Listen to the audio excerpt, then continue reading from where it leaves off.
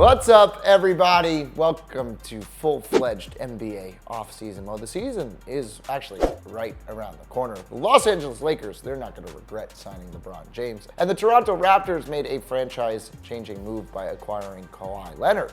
These are some of the smartest offseason moves in 2018. However, some they might not work out so well. I'm Mike Cantalupo, and today we present 10 NBA 2018 offseason moves that will be epic failures. The Lakers sign Rondo. The Lakers signed LeBron James, and that's all well and good, but their big sidekick addition was Rondo.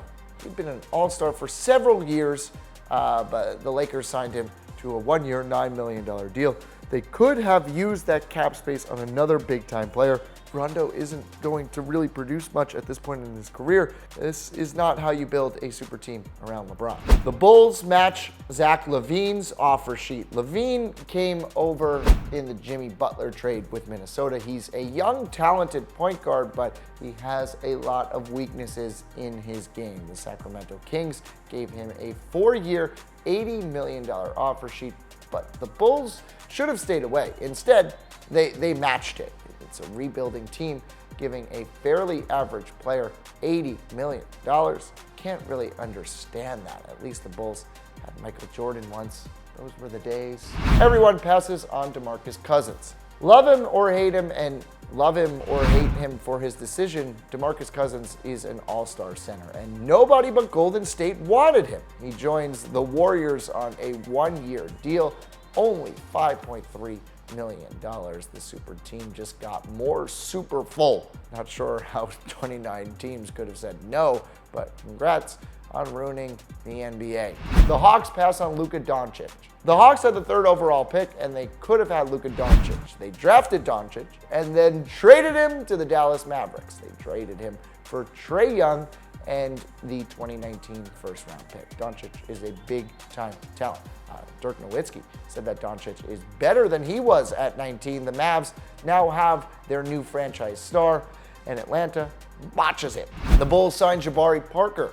This is one of the weirdest rebuilds ever. The point of rebuilding is not to just throw money around. Chicago, the Bulls gave Parker a 2-year, $40 million deal. Now, he's a good player, but that's way too much money. Parker and LaVine absorbed too much cap space. Who knows where the Bulls are really going? What are you doing, Chicago? The Celtics give Marcus Smart $52 million. The Celtics re-signed Smart to a 4-year, $52 million contract. Now, he's excellent as a defensive player, but there's a lot of money going to a role player.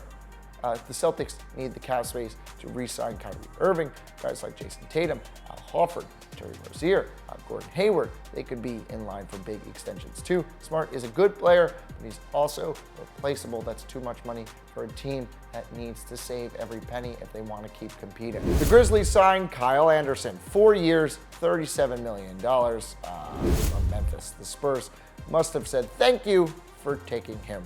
Anderson is a bench player, 7.9 points per game throughout his career. He's a good field goal shooter, but he doesn't really bring much else, does he? Why are the rebuilding Grizzlies throwing away so much money? This team is just not in the right direction. It makes no sense to me. I can't really wrap my head around it. The Hawks dump Dennis Schroder. The Hawks are in full-out rebuilding mode, and they were desperate to dump Schroder's contract for some reason. They did trade him to OKC in a 3-team trade, even though Schroder might be their best player. He had a career-best 19.4 points per game. He was a really good playmaker. He still has lots of time to fix his defense and all-around shooting. The Hawks gave up, and rebuilding teams, you can't let go of young players like that.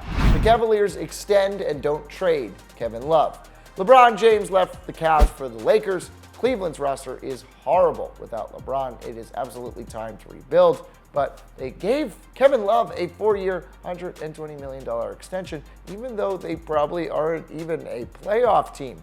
Why wouldn't you just trade Love for some big assets, good draft picks? You're not going to win with just Kevin Love, right? Maybe. The Spurs get hosed on the Kawhi Leonard trade. The Spurs knew they had to trade Kawhi. He was disgruntled and unhappy with the organization, but the return from Toronto wasn't actually great. DeMar DeRozan is a stud, but he's not as good as Kawhi. A first-round pick doesn't do a whole lot either. If the Raptors are good, the Spurs gave up their franchise player and a defensive standout in Danny Green. The Spurs should have waited out a better offer from somebody else. It's Kawhi Leonard, or honestly just force him to play in San Antonio. Maybe Philly or the Lakers would have eventually surrendered more. The Spurs rushed it. Needless to say, they needed to take their time on that. What other NBA offseason moves will be epic failures? Make sure to subscribe, make sure to comment, do all that stuff. Until next time, I'm Mike Cantalupo. Thanks for watching. My knee.